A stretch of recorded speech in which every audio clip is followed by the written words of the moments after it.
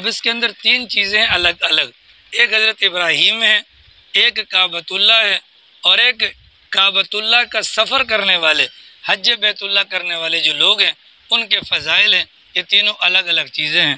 تو سب سے پہلے جو کعبے کے بانی ہیں حضرت ابراہیم علیہ السلام کی کچھ خصوصیات کے متعلق سن لیں، اللہ کی ذات سے امید ہمیں فائدہ ہوگا۔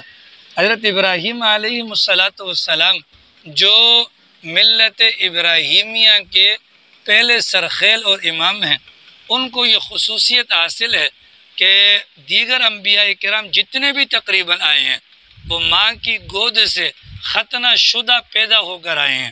البتہ ابراہیم علیہ السلام بغیر ختنہ کے دنیا میں تشریف لائے تھے۔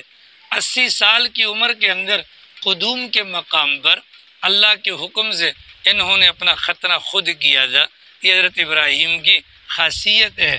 مہمانوں کے لیے سب سے پہلے نان اور شیر مال تیار کرنا یہ حضرت ابراہیم کی خصوصیت ہے، یعنی کہ دودھ اور آٹا وغیرہ اس کو ملا کر جو میٹھی روٹی بنائی جاتی ہے جس کو ہم شیر مال وغیرہ کہتے ہیں، یہ حضرت ابراہیم کی خاصیت ہے۔ حضرت ابراہیم نے سب سے پہلے یہ کام حضرت ابراہیم کے ذریعے سے آگے پھیلا ہے۔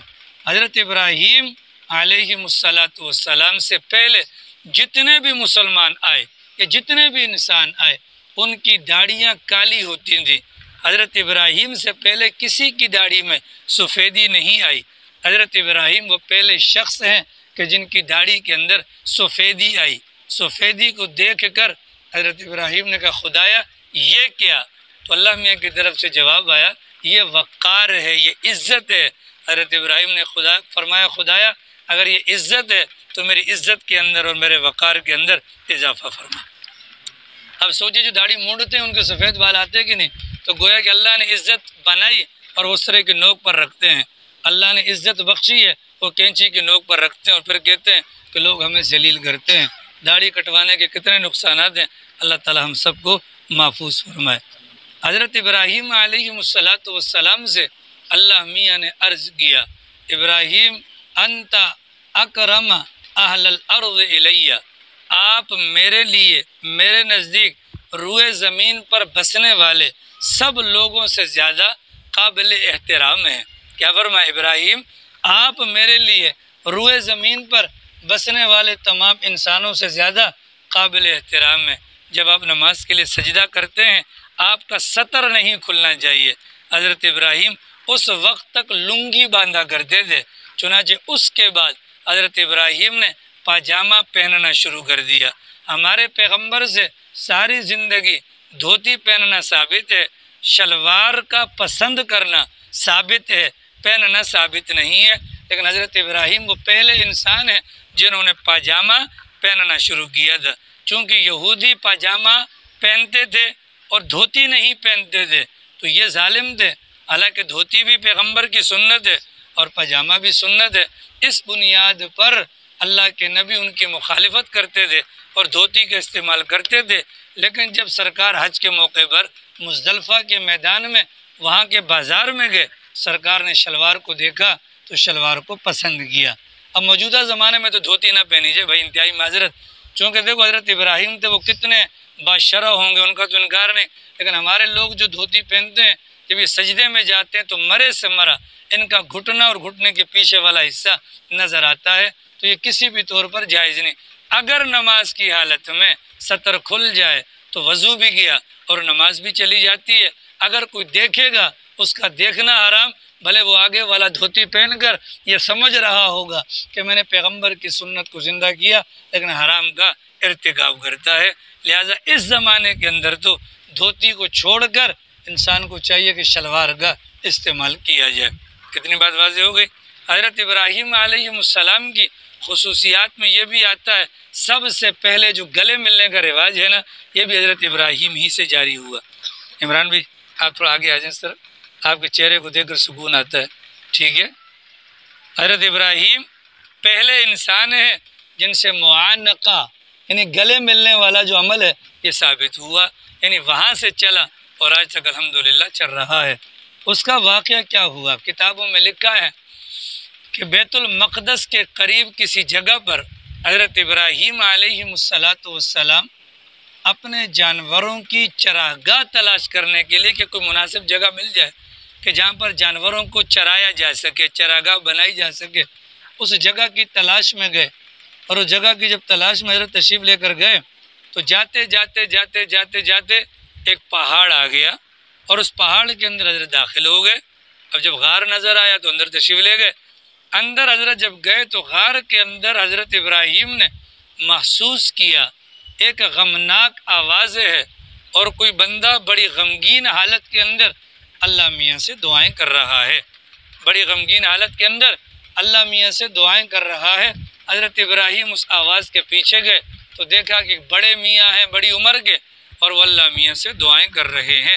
حضرت ابراہیم علیہ السلام نے بڑے میاں کو مخاطب کیا اور کہا برخوردار بڑے میاں کس کو پکار رہے ہو؟ غار کی تنہائی میں کس کو پکار رہے ہو؟ اس بڑے میاں نے کہا اللہ میاں کو پکار رہا ہوں۔ تو حضرت ابراہیم نے کہا تمہارا اللہ کہاں ہے؟ اس بڑے میاں نے کہا میرا اللہ آسمانوں میں ہے۔ حضرت ابراہیم نے کہا نہیں، جو اللہ آسمانوں میں ہے وہی اللہ زمین پر بھی ہے، مطلب جس اللہ کو تم اللہ کہہ رہے ہو وہ خالی آسمان کی حد تک نہیں ہے بلکہ وہ زمین کے اوپر بھی وہی خدا ہے۔ پھر سوال کیا یہ بتاؤ تمہارا کعبہ کون سا ہے؟ حضرت ابراہیم کے سوال پر بڑے میاں نے کہا کعبۃ اللہ، بیت اللہ شریف یہ میرا کعبہ ہے۔ بیت اللہ شریف کیا ہے؟ میرا کعبہ ہے، اسی کی طرف رخ کر کر میں نماز پڑھتا ہوں۔